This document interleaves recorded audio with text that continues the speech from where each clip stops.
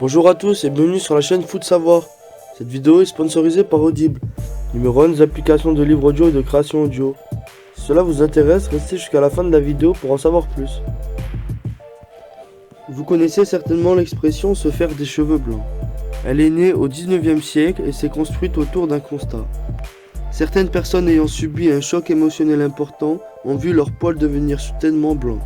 En effet, il arrive qu'une période de stress soudaine ou étendue dans le temps fasse blanchir les cheveux ainsi que la barbe. À quoi est donc dû ce phénomène? Discrètement ou par grandes touffes, les cheveux et les poils se blanchissent donc parfois sans crier gare. Or, le follicule pileux a un stock de mélanine, colorant naturel de cheveux. Et lorsque le stock est complètement vidé, le cheveu pousse ou repousse sans couleur. Il est donc blanc. Un gène serait également responsable de cheveux blancs. Mais en cas de stress, que se passe-t-il dans notre corps d'un point de vue scientifique? Car le processus n'est finalement pas exactement similaire à celui de la vieillesse. Plusieurs études ont été réalisées sur le sujet et des chercheurs de Harvard semblent avoir trouvé la réponse. Ils ont étudié les effets d'attaque auto-immune sur la follicule en faisant des tests sur des souris.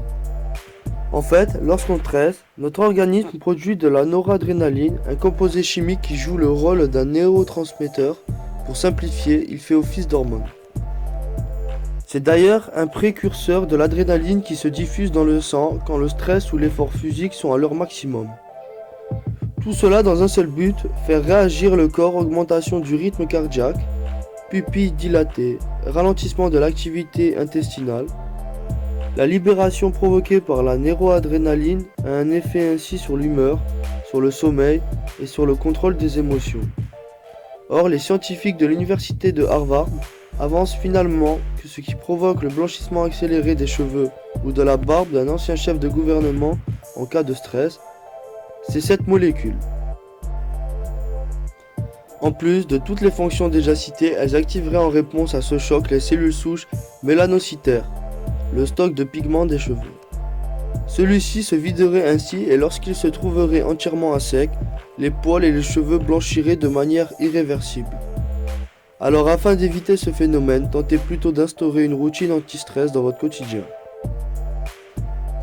Mais qu'en est-il de l'amas de poils blancs apparu progressivement sur le côté gauche du visage d'Édouard Philippe?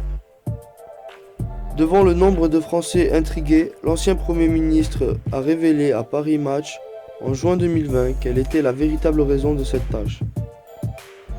Dans son cas, il ne s'agissait pas d'un effet du stress, mais d'un vitiligo. En effet, Édouard Philippe souffre de cette maladie chronique cutanée aussi appelée leucodermie ou achromie. Le corps se trouve parsemé de taches dépigmentées, notamment sur les pieds, les mains, le visage. Mais comme l'a lui-même révélé l'homme politique, la pathologie est totalement indolore. Merci d'avoir visionné cette vidéo jusqu'à la fin. Si tu as soif de savoir, de connaissances et que tu vas apprendre tout en te divertissant, les plus de 400 000 livres et enregistrements audibles sur tous sujets confondus sont faits pour que tu puisses t'instruire et suivre tes activités en même temps. Si tu es intéressé ou que tu veux simplement soutenir notre chaîne, je t'invite à cliquer sur le lien en description et à prendre ta période d'essai gratuite pendant un mois. N'oublie pas de t'abonner à la chaîne et de laisser un like si tu as appris des choses ou que tu as aimé nos explications, ainsi qu'activer la cloche pour être tenu au courant de nos prochaines sorties de vidéos.